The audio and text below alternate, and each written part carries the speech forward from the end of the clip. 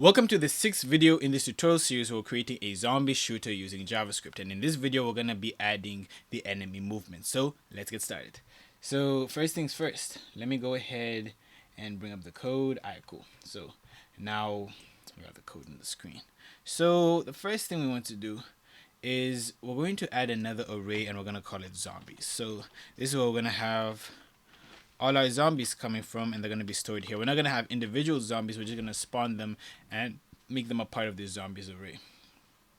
Next, we're going to go into our animation variables, and we're going to create another sprite. We're going to call this a zombie sprite. And we're going to, you can copy this. Alright, cool. So yeah, it's not even that much anyways. But anyways, next we're going to go ahead and continue adding a few more variables. After this, we're going to go under our gameplay variables, and we're going to say zombie variables. And we're going to have our first one be let zombies wait time. And we're going to store almost everything into arrays, because each zombie is going to access its own parameters through arrays, because that's how we're going to have it. Anyway, the next one is let zombies, why do I keep spelling it like this? Zombies animation position, set that to an empty array, and then let zombies player collision, set that to an empty array, and then let spawn zombies interval. Alright, cool. So those are the variables we're going to be using to control our zombies. Now let's scroll down, and right under where we get our input, we're going to add an interval, and that's going to be for spawning our zombies. So we're going to say spawn zombies interval equals to set interval, and then we're just going to say spawn zombie. That's the function we're going to call. We're going to create it later, and then we're going to use get random interval. Okay, so there we go. And now we have everything we need. Well, we don't have everything, we're far from that, but we got like the basis of it. So we can now scroll down to where we have the grass array, and right under where we have infinite grass and else and ctx restore. So we go here, where we have, okay, cool. So we can just go here. We're gonna say after infinite grass, we're gonna say for oh, actually, yeah, this is moving the other game object, so we can put it under here. So we can just go for let I equal to 0. We're going to use a for loop to loop through every single zombie and move it. That's what we're going to do. So then we're going to say I is less than zombies dot length, and then we're going to say I plus plus. Then we're going to say zombies I dot x plus equals movement speed times math dot cost, and then we're just gonna say player dot angle, because that's how we're moving. Player dot angle. Alright, cool. Then I'm just gonna go ahead and copy this, save time, change that to y, and then change this to sin, and then I'm going to copy this, and then do this, and then change this to minus and minus. Alright, cool. So now we have all that set up, and now we got to go to our update game area, and this is how we're going to move our zombies. So right after our game context, oh my goodness, we're supposed to be in the update. Yeah, right here. Okay, so I think we could probably do this. Yeah, we're gonna do this before we do the updates.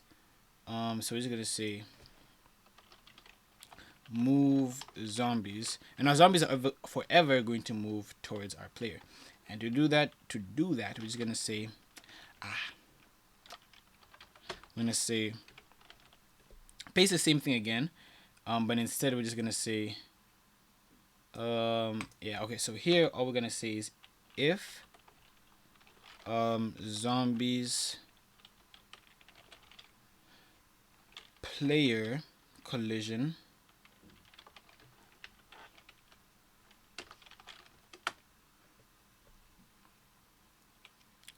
and here we're just making sure that if we're not colliding with our player, which I mean for now that's fine. Yeah, so look, if, and we're just gonna say, we also have to set an angle for a zombie, so we're gonna say zombie zombies I dot angle equals to math. Now we just need to inverse it, so we're gonna use a tan 2 to inverse it, and then we're just gonna say zombies I dot y minus player dot x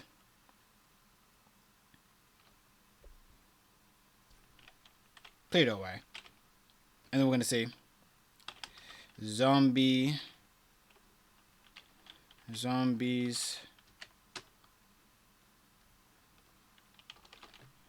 I dot x, minus player dot x, and then we're just gonna say plus, well, actually let's do this, let's put this into a bracket. We can do this outside the bracket then. We're gonna say plus math dot pi. Now for our movement speed, we just want to set this to minus equals, and for our zombie, we'll kind of say we're gonna multiply it by 5, but it's not gonna be faster than our player. So next we just have to say bring math cost, and then we're just gonna use this angle right here, but without pressing y. So let me copy this, put this angle, okay, and then I'm gonna create a comment, and we're gonna use this later, but we're just gonna say zombies movement animation function, and then do I. Okay, so now the final thing we need to do is just go here, paste this. Okay, actually let me do this. Let me copy this loop, and then we're just gonna only update the zombies that are in the array. So we're gonna say zombies I dot update and semicolon. Okay, cool. So now let's scroll down, and now we're gonna create the zombie function where we actually spawn the zombies. So yeah, to do that, we're just gonna go function spawn zombie,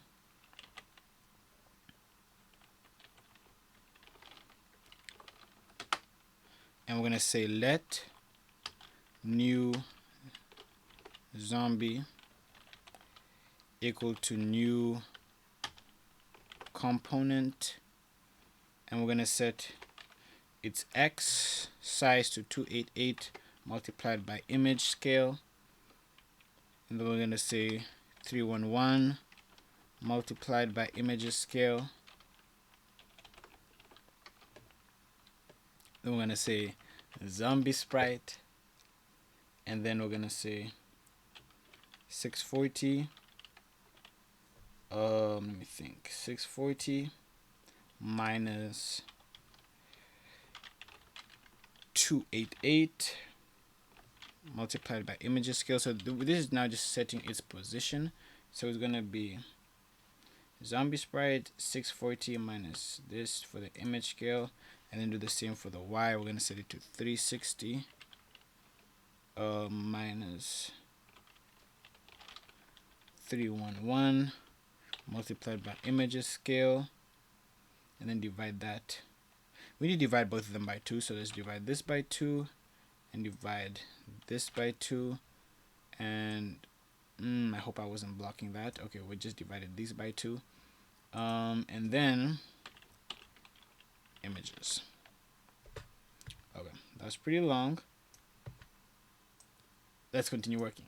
So now we're gonna set a random position for our zombie. So let's go ahead and say random position equals to math dot floor, and set that to math dot random, and then just multiply it by 4, and then just say plus 1.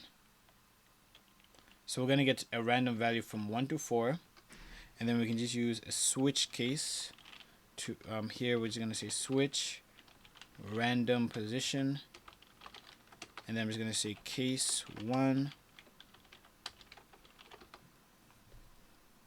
and if the case is 1, then our position is gonna be in the top. So we're gonna say not in the top but in the left. So we're gonna say new zombie dot x equal to 1 to 80.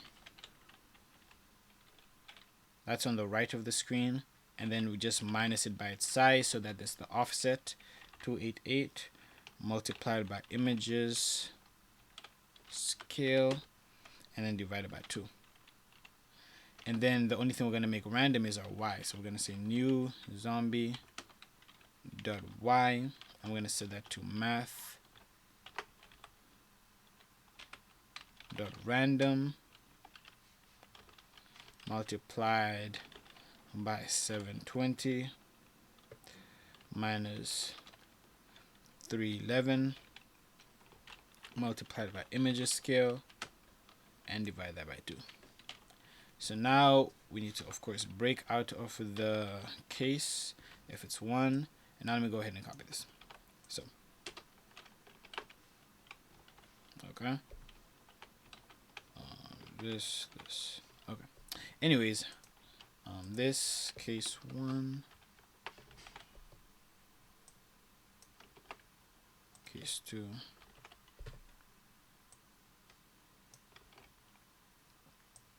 set this to 2, set this to 3, and set this to 4. So here we want to make this, so here, okay, so here we're going to set this to 0. I'm going to set this to 1 to 80, and then here we're going to set this to, I'm going to set this to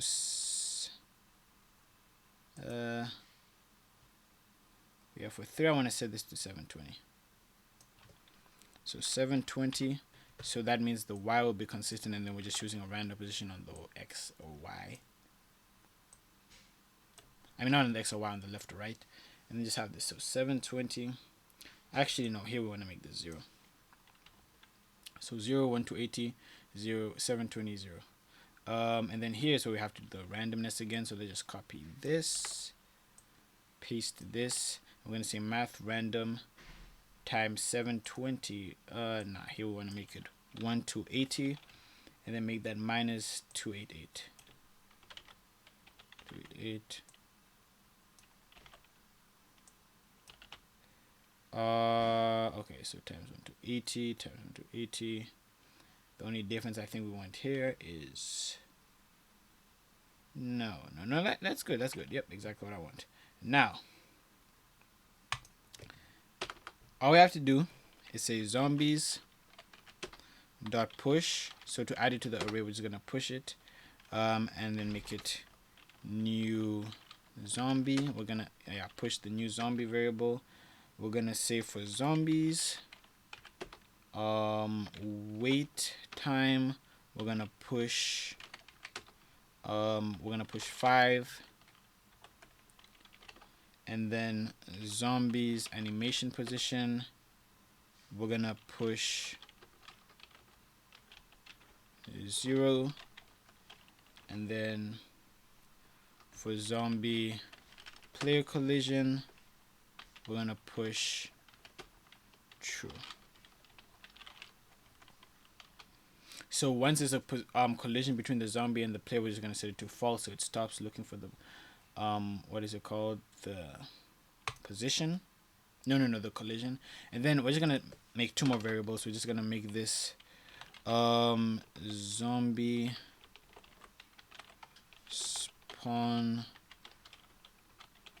settings, and we're gonna just declare some more variables down here. You can declare them up as if you want, if you want to keep that consistency with variable declaration position. But here I'm just gonna set this to difficulty to equal to 0.05, and then let max time equal to 5,000. I mean 6,000, and then let min time equal to 5,000. So yeah, here now we're just gonna do the random so we can actually spawn our zombie. So it's gonna say get random interval, which we didn't declare yet, but it's up there, that's why we're able to get it. Then we're gonna say return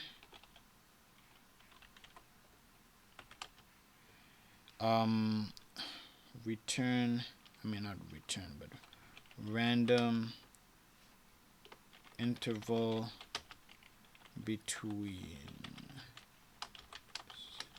5 to 6 seconds, because we have 6,000, 5,000, and then we're just dividing it by 1,000. Anyway, so return math.floor, and we're going to just use math.random, and then multiply by max time minus min time. Actually, I think that's okay. Anyway, and just say +1 plus min time, so that gives us from 5 to 6,000 seconds, and then just say max time minus equals to max time times difficulty. So now instead of having to change the max time, if we increase the difficulty, it will just make, actually no, it's just gonna means that over time the, what is it called, the zombies are gonna spawn faster. Yep. And I just say min time minus equals to times difficulty. Okay, now let's save that and run our game. If we click retry, let's see if we get any zombies. Well, yep, we got one, and it's following us. Okay, well, we can see a trend here. The zombies are spawning where our player is, so we must have wrote something wrong. So let me go to our code and fix that. Okay. And what the problem ended up being is we didn't call this properly. We're supposed to say math.random and then use it as a function. And now if we can go back to our game, let's retry that. I had to do some debugging, so let me just close that. Now we should see our zombies spawning from, yeah, right there. And then of course the bullets don't work, but yeah, we can just move around and we got the zombies moving and spawning in the different directions. So that's it for this video. Thank you very much for watching. Please smash that like button if you enjoyed the video, subscribe and turn on post notifications so you don't miss the next video where we're going to be adding enemy attacks. So as you can see, if you play the game a bit, the zombies is going to glitch out at the player. Now we want them to actually attack our player. So I'm gonna see you in that one.